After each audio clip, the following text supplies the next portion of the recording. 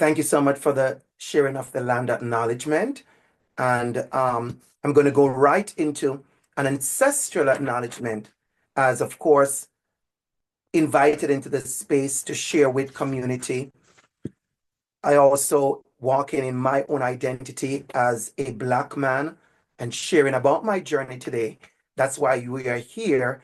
And so I want to acknowledge the indigenous Africans who were forcibly removed from their native lands and dispersed across the New World. This involuntary migration heavily contributed to the movement of African descended people across the African diaspora to places like Canada. As students and learners, we deem it highly necessary to think deeper and examine the processes that led to the disposition of indigenous peoples on this land and settler colonialism, stolen people on stolen land. In entering a conversation about anti-Black racism, decolonization, especially we're going to talk about today, it is important to center the humanity of Black children and Black families and to examine systems such as education system that act upon them. And this comes from the past president of the Ontario Black History Society, now Professor Natasha Henry, who is also a professor at York University. I want to start by saying Akwaba, and it's a very common word in Ghana, which means welcome in the Akan language, and many Ghanaians, basically all educated Ghanaians, speak we speak English, right? And but this, you'll see this word Akwaba when you go to Ghana in the airport. And so I just want to use that. One of the first words that I learned in Ghana, in Twi, is Akwaba, which is to be welcome. I want to say again, welcome to join me here. You know, we're doing a recording, so we also have not a room where everybody's in the same space, but I see you all. I see a lot of community members. Please feel free as we're speaking. Some of you have been in space with me before to know that I will jump into the Q&A box and the chat box and see what you're saying and respond to it. So please, please, please feel free to do so. Don't hold back your comments, your questions, your wonderings. Do not hold that back. This is a space that you have been invited in. And as I say, welcome Akwaba, and I want you to do that. This work is very personal to me, very passionate, very intentional. As I talk about my journey to self-decolonization, emancipatory pedagogy, and freedom dreaming. And as I'm speaking today, I want to center a few things. One of the few things I want to center is that this work is new and it's ongoing. I am a part of this work. I am central to this work. I am the work. As we said, it's my journey to self-decolonization. And so it's happening as we are speaking.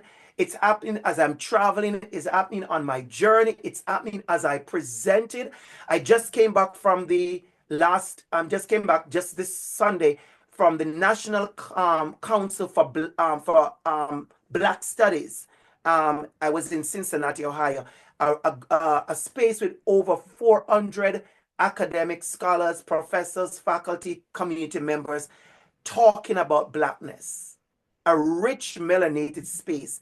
And so you can imagine what that conversation was like as I shared my work and learned so much. As a matter of fact, when I talk about journey, I discovered that there are about three universities, I should say, in America that goes to Ghana between May and June to do pedagogy work, to do self-work, to do learning, not going to Ghana to learn in the space. And so that was a discovery that I made, and I have made those community connections. So I wanted to kind of highlight that for us to understand even the power of research. As we are doing research, the power of research and connections. And so it is a self-decolonization journey. So it's for me, and it's a direct line to community. I want to be very clear. I want to be very clear when I say that. It's my journey, and it's a connection through pedagogy and community in freedom dreaming. So yes, it says self-decolonization. But what do we do with that? And I want to center that question for all of us at this point. What do you do with that? When you say you are self-decolonizing, what is that useful for? What is that for? And I think important, there's a big criticism and there's a constant critique of university and faculty and research. And how is it used? Even in decolonizing ourselves, we have to think about how are we decolonizing our pedagogy? How are we decolonizing our practice? How are we decolonizing our research? I want to center that, especially to all the grad students and the community members who are in the space. How are you doing that? And so, as we do this work, as I do this journey, there are words coming up for me. Decolonizing journey. It's an empowering journey as well, because as you decolonize, you empower. As you strip away colonial practices and colonial trappings and trimmings, then you have to walk into your authentic self. You have to know if you decolonize and trim away so much that we are used to, what is it replaced with? And I want us to think about that. In all this work of decolonization, what are we replacing it with? Because if we are not careful, we are replacing the decolonization with new forms of colonization. And so the intentionality of emancipatory pedagogy, of liberatory pedagogy, of how I show up as a professor in academic spaces, in who I am becoming, in my language, my words, every single thing has to be intentional as we lead to freedom dreaming. So I wanted to center that a little bit. And so it's a journey, like I said, and this journey started long ago. It started informal. And many of you, as you are doing your own research, you are going to realize when people ask you, tell me about your research. Many of us, if you begin your research in the day you started university, then there are issues with that. Because we have to understand that the work that many of us are doing, we have found meaning within our research, within the university. We have found definition and terminologies, and we have found spaces. But that's not how many of our research began. And I want to kind of model that for you to let you know that this academic research started years ago.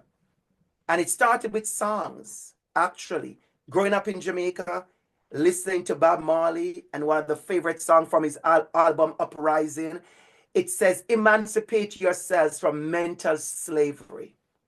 None but ourselves can free our minds. And that's a powerful song that I've been using and I've been talking about for years. What does it mean to emancipate myself? Because we already emancipate. You speak to many Jamaicans, Black people, they don't even want this conversation because they feel that they are so emancipated, not realizing how much of the trappings of colonization we are so embedded in us today. I made a post the other day and I said I made it the first of the year. I made it on January the 1st and I said, I hope that many of us as Black people, Black folks, we will learn how to stop feeding. And I actually use the term breastfeeding colonial practices, because so much of what we have around us, we are responsible for maintaining. I want you to understand what I'm saying. That so much of colonial practices and trappings and trimmings and the way we do things, we are responsible for maintaining those things. And I'm going to get to that later on in a very intentional way for us to understand when Bob Marley says, emancipate ourselves, that we have to learn how to resist things that are constant colonial practices. And so the next part that I draw, and it's in my, actually in the work that I'm writing, that I'm going to be, sharing my work in book chapters and presentations like this. Another person is Lauryn Hill. And the way she talks about I Get Out, this is one of the songs that impacted me. I remember the second time hearing this song, I cried. When she said, I get out of all your boxes. I get out. You can hold me in these chains. I'll get out. And she said, Father, free me from this bondage. And a powerful part of the song that I have been unpacking very lately is knowing my condition is the reason I must change. Do we know who we are? Do we know the conditions we are in? Do we know how much, even me as a professor at the university, am I aware of the structures within a university like this that will hold me in boxes? I would need maybe 2 hours to explain some of those to you. But I think a lot of you know because you took your time. There's 43 of us on a lunch time today. That's notable that you took your time on a lunch break to be here. So I'm going to make an assumption that most of us in this space, we know our condition. We know our blackness. We know our indigeneity. We know our, for me, I know that my immigration status is significant. It's a part of the box. My blackness is a part of the box. The ways in which I have engaged in religion is a part of the box. The ways in which we police ourselves is a part of the box. The way in which we restrict and constrain ourselves so we can be a part of these institutions is a part of the box. The ways in which people around us remind us to be careful of how we try to get out the box is a part of the box. So I want us to understand the reality around us. Who are you? Another person that inspired this work is also Dr. Martin Luther King. But there's a statement that hit me hard the first time I heard it. It was a speech, Black Independence back in 2009 conversation. And it's a video. And when he talked about someone told a lie one day. And I know for a fact that I grew up in Jamaica with so many lies that I've got to believe. I was reminding people that as much as many of us are rubbishing Christopher Columbus today, many of us are rubbishing the idea and the thought of Christopher Columbus today. I have to remind us that we have to remember that as little boys and girls growing up in Jamaica, you were taught who Christopher Columbus was. And those days, he was a great person. The narrative was he was amazing. He discovered Jamaica. All the way from Spain as an amazing explorer. Coming to the region on the Pinta, the Nina, and the Santa Maria. And all of us wanted to be like Christopher Columbus. So because those were the things we were told,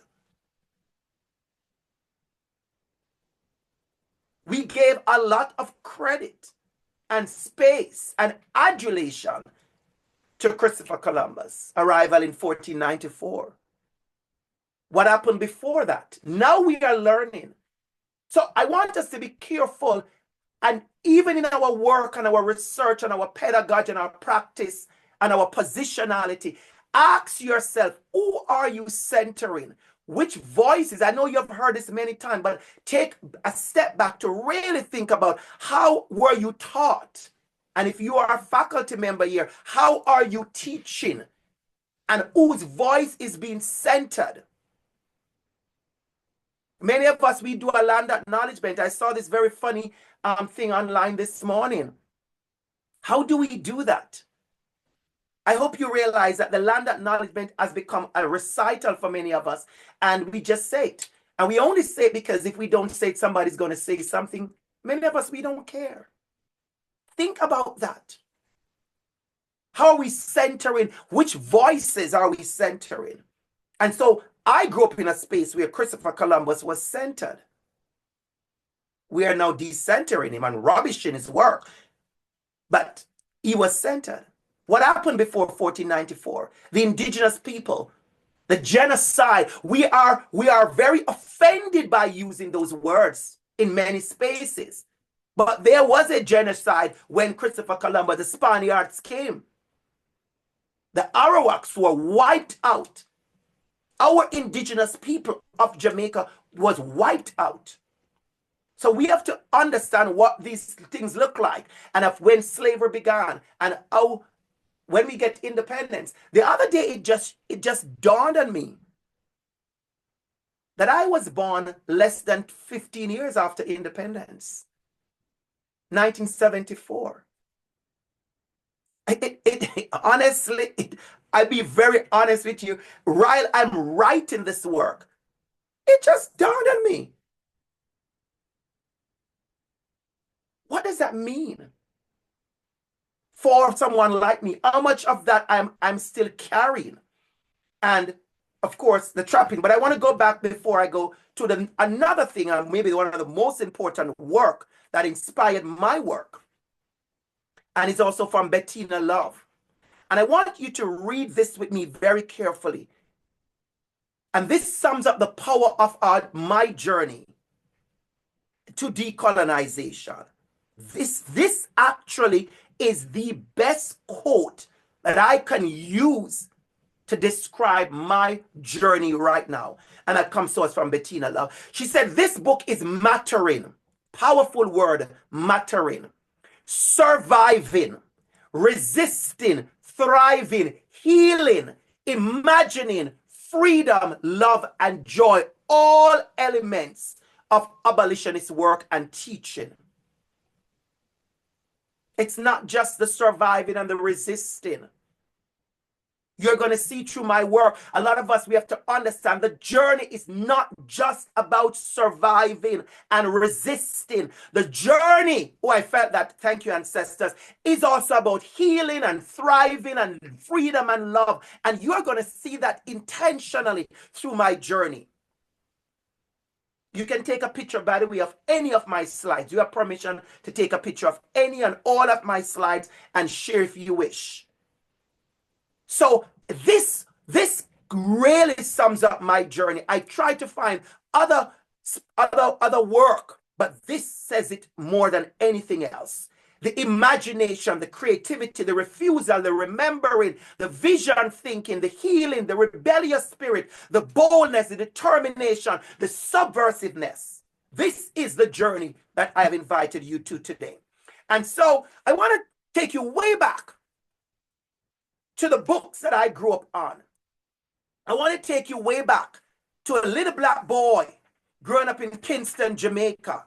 I want to take you way back to understand that my stars and my influence, none of them looked like me. I love Cinderella. I know every single fairy tale. The Hardy Boys, I have read maybe 53 of the 54. I think it's 54 in the collection. Nancy Drew, I think it's maybe 56. I think I've read maybe all.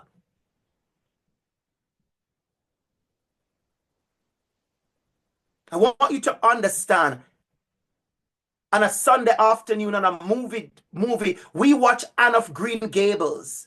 We watch Little House on the Prairie. These were our stars. I want you to understand when we say freedom, dreaming, and emancipatory pedagogy, I want you to understand, if this is all our children, our students get to know, how will they ever see themselves in any way when whatever is beautiful, whatever is powerful, whatever is amazing, whatever is of value does not look like any of us. I want you to understand, if you're a school teacher in this space, I want you to understand what that looks like. And so I remember this picture quite well, even in a book like this, in The Adventures of Huckleberry Finn. The blackness was also, a big man like Jim was placed in a space where it's always submissive, subservient to anything whiteness. And so a change happened, and this is a part of the work. This is a part of the work. When a Liberian, one teacher, a Liberian pulled me aside, and she noticed I was just reading everything the Nancy Drew and all the boys. I was just reading them in twice a week at the library. And she pulled me aside. She said to me, I want to show you other books. Books where the cover, look at the books. Look at the books. Where our stories were being told. Books as Bettina Love shared, where there was stories about blackness mattering, surviving, resisting, thriving, healing, imagining, freedom, love, joy. Books where Black people went to space. Books where we were bold and visionary. Books that told our stories of religion. One of my favorite books, I spoke to a young lady who presented in Cincinnati last week. I went to the presentation. This is a power of research. And she was talking about African retention and religion.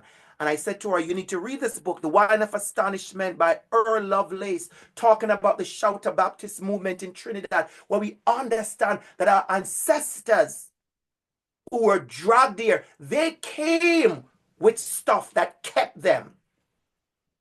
And even today, those things are still being rubbished and being pushed aside. In Jamaica, where I'm from, you talk about Obi and Voodoo and Kumina and Poko and revival, and immediately it's met with disdain, mistrust. It's met with ideas of it being demonic and evil. And so we have to understand why we need to do the decolonization. So quickly, my first trip to Ghana was in 2022. And that's where it started. I use these pictures. You can see the door of no return down there. You can see what they call in Ghana, save castles, like say dungeon. I remember the first time I ate food, drank bissap. I turned to someone, I said, this is surreal. I said, this is surreal. I couldn't believe it. One of my favorite drinks in my entire life is Jamaican sorrel. Go to Ghana, got a drink, and when I tasted it, I said, this is sorrel. For me to explain to you what happened that day, it was magical. And then I started learning the history. Remembering that our ancestors brought so much and kept so much and maintained so much to our food and identity. And I'm going to move right along because there's going to be many occasions for you, I'm guaranteed, to hear more of my story. But when I left Ghana, August of 2022, I sat down. There's a whole story I could share it to you here. I sat down. This is on the shores of the Atlantic Ocean, the same ocean that our ancestors were dragged from. And we sat down and we were literally going out there to do a photo shoot, really living our best life. And if you notice on your left there, you see Sankofa and Ashe. That is actually on the banks of the Atlantic, the shores. We were writing on the shore. And immediately we were there writing, one person screamed out. I will never forget that. One of the young ladies, she let out a scream. Another one started crying. And that maybe for me, I've always believed in the presence of our ancestors, but that for me was something that I will never forget. Never forget. We went out to laugh and play and frolic as we deserve to do at the shores of the Atlantic Ocean, only to break out in screams and cries. The presence of our ancestors. We were reminded of who we are. I sat down there, and I can tell you my life changed significantly, because when I came back, I myself took on the responsibility of myself to say, I am my ancestors' wildest dream. And I can tell you that water brought me so much power. I can tell you my walk has been different since August 2022. There's a level of fearlessness that I walk in that I still question where I got it from, but I just attribute it to this day in August 2022. I am genuinely fearless in the ways I operate in many spaces. And I think a lot of people have figured that out, but that is attributed to the journey. When I came back, the first thing I wanted to do was to share. And I want you to notice the date. It was September 28th at a community class. I want you to realize how intentional I was. As I came back to Canada, the first thing I did in my course, I invited community to be in the course. So this was the flyer. This was the flyer that I shared. It was a community class.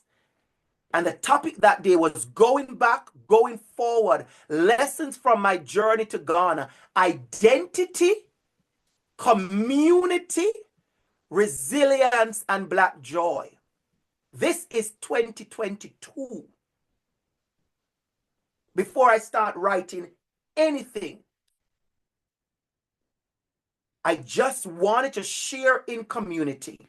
And I want you to take a note that this class was in a course called Black Identity, Pedagogy, and Practice, offered here at the University of Toronto, CTL 5708. And then came another powerful move. I was invited by Professor Clelia Rodriguez, who does Seeds for Change, to present my work. We had a beautiful conversation about my journey to Ghana, and I've been speaking to community nonstop. If you realize, as I came back, notice the dates, I have been speaking to community nonstop. Professor Gillette Allen from Humber University, who was on the trip with me. Dr. Damian Crawford, medical Black doctor who does equity work, was on the trip with me. Gladys Sakeen, also Ghanaian, who was on the trip with me. And we had conversations in community. And that conversation led to other conversations. And Professor Clelia Rodriguez created an amazing space called Seed for Change. And she invited me in that space to speak. And if you notice the question she asked, a powerful question: who are you without colonialism? And so I spent time to work on that presentation, to have this conversation. I want to share something very significant, why there are two identical posters. I was slated to speak on November the 23rd, 2022. My mom passed away on November the 22nd, 2022. A day before my presentation, my mom passed away. And I want to bring you on a journey with me. After I made the presentation, that was the presentation, Who Are You Without Colonization? I want you to note the question that was asked of me. And I want you to note the added response that I add to the question: freedom dreaming and lessons from Ghana. Remember now, research is ongoing. I am forming, I am reforming, I am decolonizing, I am putting off, and I am putting on. The next time I present the same work was in May. I still was focused on the question, and I added the power of emancipatory pedagogy. I want you to take a note where it's coming from, the journey, as I encourage you all, as many of you as researchers and doctoral students and candidates, as your research, as you engage in the work, you are redefining the work. And that is why when students come to me to ask about research, I said you have to engage in research to understand research. You can't be outside of research to do research. You have to step in research. And so as I'm doing this, I am putting off, I'm putting on, I am learning new things.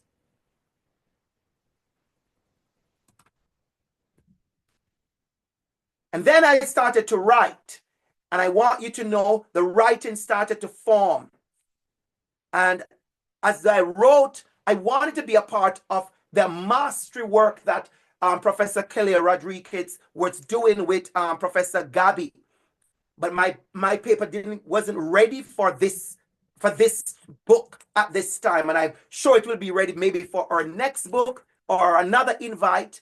But I also want to share with you that the work that I was doing was going to be a part of this book. Who Are You Without Colonialism? Pedagogies of Liberation. And I want you to take a screenshot of that book and get that book, of course, if you can. It's co-edited by the same Professor Kelly Rodriguez and Josephine Gabi, amazing professors doing this work, especially in response to all the colonial trimmings and trappings that we are so accustomed to. Who are you without colonialism? And that's a question for every one of us to answer. And when I say every one of us, I mean every one of us. It's not an indigenous people question. It's not a black people question. It's a everybody question. Because if you are benefiting from colonialism, you also have to ask, who are you without those? I want to be very clear on that, because I think some of us get carried away thinking this is a question for black folks only or indigenous folks. But this is for all of us.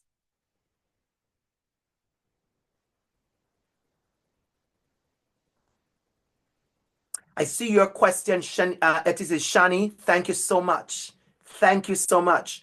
That are many of us, many persons who are being educated in the West will speak English, but for many Ghanaians in the indigenous ways, they do not even speak English. They speak their native language of Tree. Like I tell you, I'm going to be learning Tree for sure. That's what I'm engaging on my trip. So thank you so much for that question, Shani. Absolutely. Thank you so much. But I noticed there's a comment, I think it's from Eunice, about the way we deal with pain and loss.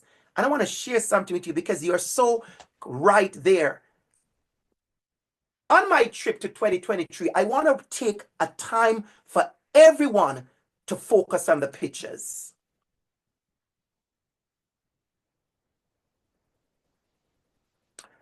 I really want you to focus on the pictures that I've posted, that I've selected on my journey in 2023. My mom had passed away in November. I want to go to Ghana so bad. I don't know why. Of all the places I want to go to kind of get some healing, I could have gone to anywhere. You know, people like to say, go to an all-inclusive hotel, go to Europe, go to Paris, go to this, go to New York. We use that easily. For me, I just want to go back to Ghana so bad. And I went. And I engage, I want you to listen to me carefully. I engage in softness. I want you to understand why I'm taking such a heavy pause there. Because whenever we talk about Africa and Ghana and home and ancestors, we go always to the pain and the trauma. We don't go to the softness. On my trip to Ghana in 2023, I engage in softness and black luxury and black kindness and black joy in a way that people kept asking me if I'm still in Ghana, because they didn't expect me to post anything like this. Where were you? Where are you? I said, I'm in Ghana. I'm at the Movenpick. I'm at the Sandbox. I'm at this restaurant. I'm having a drink here. I am in Kumasi. I am by the pool. There are tons of pictures I could share with you. when I was engaged in healing. Thank you, Sandra. Engaging in softness. And I tell you something, Sandra, in my trip in 2024, after I went back in 2024, I'm going to tell you a story, but let me get there. So in 2024, I went back. And I had a different experience. So now remember now, different trips, different experiences. And I noticed in 2024, which was last year, the number of times when I looked through my pictures, how many times I had pictures of altars, libation, gratitude. I have so many pictures. And I didn't even know why I took so many pictures, but I have a whole collections of libation and altars and honoring our ancestors. I went to this place, Ninichinchinio Museum in Volta region, where we had to take off our shoes to enter the space. It's mandatory. You cannot enter the space with your shoes on. I got to experience that. I've heard a lot of people from back in Jamaica, Mutabarukans, people talking about your feet to the ground, feet to the ground. It's powerful when you hear things, but it's even more powerful when you experience the meaning in a moment. Not the first time I heard about your feet to the ground. Not the first time we have heard people talk about communicating and understanding what the ground and earth mean. But for me to be on a trip in a big place like this, in a museum, and being asked to enter the gates where the bottom left sculptures are, you had to take off your shoes. And if you refuse to take off your shoes, respectfully, they would ask you not to enter. And they had to make a call to the ancestors for me to explain to you and for you to be there when we took off our shoes. And they called to the ancestors to tell them we were entering the space. I can't explain to you what I felt.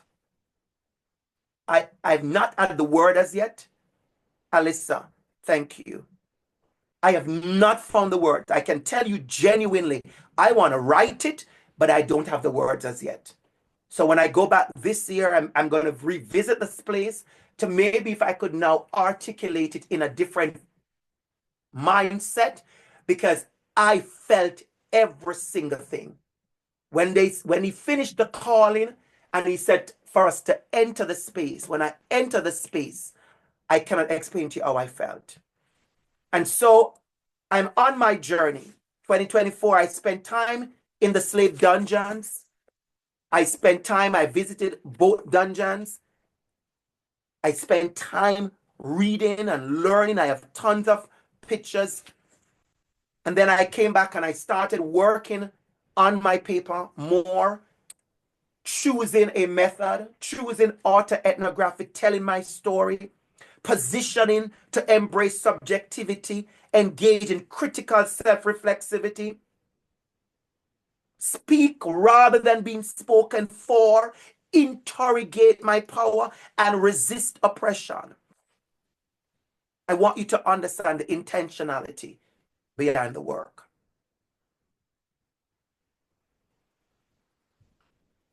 And so I'm going to wrap up here so we can take one or two questions. I leave it to you when I say colonial troubles, trimmings, and trappings. In 2025, we are still in Jamaica, prescribing to all of this. This is what we know. This is what we are still passing on to our students. We still see that our Privy Council is still seated. The seat is still in London, where we have to get a visa to go. This kind of foolishness needs to stop. I feel very impatient with our government, who is trying to do some of this work of decolonization from our chokehold, but it's moving very slow. But in the meantime, I want to encourage all of us that refusal and resistance, and refusal as resistance. That picture came to me this morning after I finished my presentation a couple, maybe 2 weeks ago. This morning I was thinking, and this came to me. This was February 2020. The University of Toronto. I was invited to be on a panel. And I want you to take a look at the question that I was asked.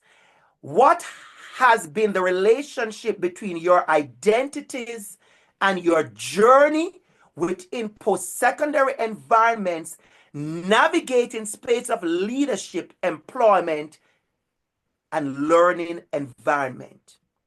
This is February 2020. I want you to be very, very, very intentional about the dates. I was on a panel. I got up. That's how I got standing up. You wonder how are you standing up, Dr. Campbell, on a sitting panel? I stood up to say to this panel that for me, my personal journey, February the 6th, 2020, I said, my personal journey is the ways in which I am stepping away from the colonial ruler that I measure myself against. 2020. I got up, I made a physical, I'll do that, Barbara. I make a physical gesture of standing against the wall, leaning against the wall, and measuring myself against colonial practices, trimmings and trappings. And I said to them, I kept my hand there and I said, I am learning how not to do this. Because we always talk about our blackness in relationship to whiteness. Who are you, as Clelia Rodriguez asks, without colonialism? And so the question that day, I'll repeat for you, Barbara, what has been the relationship between your identity and your journey within post-secondary environments, navigating the spaces? And so as I continue to navigate the space, I am navigating the spaces. I'm going to be talking about my struggle. Here is where I'm going to bring in my identity as a Black gay man, because that has been one of the main parts of my struggle. We go into very Black spaces and everything is cool until sexuality comes up. Do I belong? Yes, I do. And so I'm navigating identity. What does it mean? I use food because I'm a foodie, and I use food as my identity for today. I guarantee maybe a month, 2 months from now, I may change the picture. But for now, food has taught me so much. Seasoning. And I'm going to surprise some of you. The ways in which I have seen many of us Black folks refuse food in Ghana is also part of what I'm learning about identity. That's a heavy one, and we'll get back to that another time. Because I've seen Black people in Ghana refuse food, and the explanation would make you sad. Who are you without colonialism? Many of us, we have no idea. Professor Jokiwan, who I highly respect and admire in this university, I pulled her aside in 2022 and I said to her, I am writing about who I am without colonialism. And she looked at me and she said, many of us don't know because we don't even think about who we are. The wisdom from a powerhouse like Joki. And so I'm learning. It's a journey. Belonging, I use my mom because I found belonging there. And power, I use a picture of myself in the ways I have navigated and taken up space. A part of my problem right now is the ways in which people are maybe frustrated with the space that I take up. And I smile every time I see it because it is absolutely what we are trying to teach people. That we are deserving of spaces, but the space I take up, I can see as being problematic to many people. So I'll leave it to you this final slide. I'm going to stop right here. What are the implications for you as educators, for me, for our pedagogy, for our practice? And as we do this work, Eunice, I see you. I see you, Eunice. Enough love and respect. Implications for us as educators. That's what I know. And many places you work in, and you can take education out and put nursing and social work, account, whatever. Implications is that we have to continue disrupting deficit thinking about Black children, holding high expectations for Black children, talking about what is culturally relevant, responsive, and sustaining pedagogy. What does that look like in our classrooms? I am very intentional when I speak to non-Black teachers because I want them to understand what it means to hold our expectations. Student identity, how do we create affirming spaces, even at the university here? You see the work we are doing with BFEP from the Master of Teaching program. What does that look like to create affirming spaces? What is abolitionist pedagogy, liberatory pedagogy? What do we mean by pedagogy of love and belonging? And how do we ensure that we connect with community? If you see my work as the director of the Center for Black Studies at OISE, I am very big on community. It's not inward facing the work alone, but the work is also outward facing. I'm going to stop here. I know we have a few minutes, and I want to make sure I answer a couple of the questions that I see. So let me jump right into that. If you have a question, throw it in the box. If you have a comment, throw it in the box as well, because it's important for me to learn from you. I've been seeing comments. Thank you. I think it was one person that made a comment earlier. And so if you have a comment, you can throw it in the question box as well. There's a question here from someone anonymous. Once Jamaica achieved independence, why is there still in 2025 perpetuation of this white supremacy messaging to children in our country that is led by racialized communities? It's bad. I want to tell you it's bad. We don't know who we are without that. And we, as I said to you before earlier, many of us, if we look into what we are doing, we are responsible for strengthening and sustaining colonial practices. We defend it. We defend it. We like whiteness. Let's be very frank about that. We have learned how to love and prefer whiteness. We could debate this for the next 2 hours. When I travel to Jamaica, I can expect in any restaurant I go to in a tourist area to get less than the white people. That's just how it is. We have been conditioned. We have been traumatized. We have been educated. We have been nurtured how to treat whiteness as superior.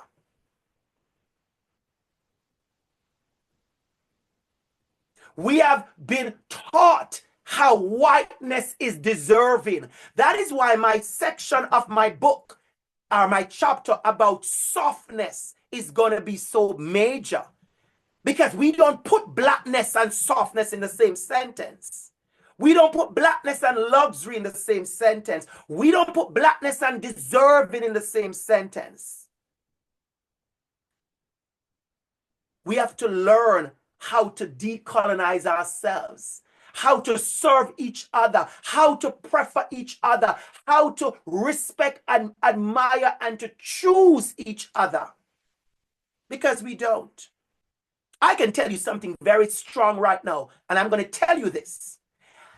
As a Black professor at University of Toronto, I have had students who were disappointed when they got to their class and they realized they have paid so much money to be at the top university in Canada, and oh, damn it, the professor is Black.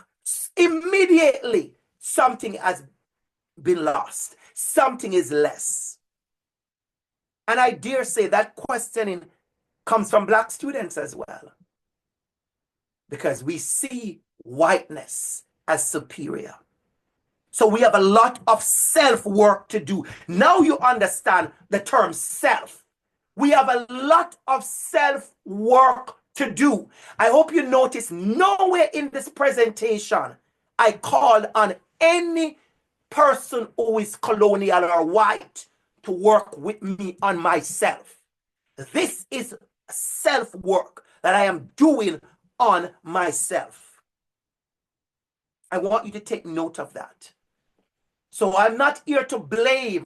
I am not here to accuse. I am not here to highlight and to center whiteness. I am here to work on self.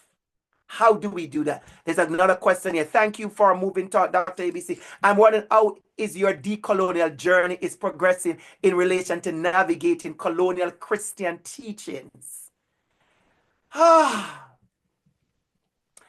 Honestly, I'm very busy, but I would love a good conversation, maybe over lunch with you with that. I'm working on it. I'm working on it. I am working on it. And I'm going to be very frank with you. It's one of the harder part of the work. Thank you for that question. It's one of the harder part of the process because I grew up in church. And if you know anything about religion and Africa right now, and the Caribbean and America and Black America, the church has been that space where we gather. The building itself, the physical building, is where Black people kept community in most spaces. For many of us as Black folks, that's the community we know. And we have been taught and presented with that. So unlearning that is quite a bit of journey. But I will tell you quick, because I know I have another minute to share with you what helped my journey so far. In 2022, there's a picture that I don't think it's on this slide. In my first trip to the slave dungeons in Ghana, and they call it Castle. We were doing all the dungeons, and it's something to experience, and everybody would have different reaction. I was quiet. I didn't speak for the entire journey. And when we came out of all the dungeons, we took a step up now to where slave masters and slave capturers would stay, and the soldiers. And they took us to the library. And then they took us from the library to the church. And on the way to the church, we had to pass this space in the ground. And they stopped us to make a note that on the entrance to the church, it's where the ventilation of the dungeon is. And that for me impacted me and still has impacted me. That on the way to church, on the way to worship, on the way to this God of love, on this way to all of this place, they had to pass the only ventilation for the dungeon. And the stench of our ancestors in all their bodily fluids that they stayed in for days. I want to be very clear on that. That stench came up there, and they would cover their nose to step over that to go into the house of the Lord, quote unquote. And so for me, I say this publicly, and I say this in a powerful way. For me, I am working to unpack that as we speak. I've unpacked a lot of it already, but I'm still working to unpack that. And it's funny because I'm going to take us into the present. When I see what's going on in many of our spaces, especially in America, and listen to how these oppressors, racists, white supremacists, homophobic, transphobic, horrible people speak about religion and God, it makes my stomach sick. And it allows me to understand that church, as we know religion, is one of the most terrible place. And so I'm wrestling with that. Thank you for that question again. I'm wrestling with that, but the wrestling is not within as much as it is without. And I'm thankful for that. So we're going to wrap up there. We're going to be respectful of time. Thank you so much for having me. I am honored to be in this space. I do a lot of speaking engagement, but I must tell you, I was excited to share in community, in University of Toronto, in OISE, with students, faculty, and community members. I'm honored to be here to share this work. And this work is inside me and it's impacting my growth. It's impacting my teaching. It's impacting the way I walk in community. It's impacting the way I speak in the community. It's absolutely is impacting me. And I am honored and privileged to be a part of this work. And I'm sure there's been opportunity for me to make other person join in the work. Thank you so much. Over to you. Thank you. Thank you. We just wanted to say thank you so much, Dr. ABC, for presenting about your experience and all the questions and the engagement from everyone. We wish you good luck with your ongoing journey. And many of us will reflect on this presentation and ask ourselves, questions to further decolonize and challenge ourselves and things like that. So thank you for opening the space for that.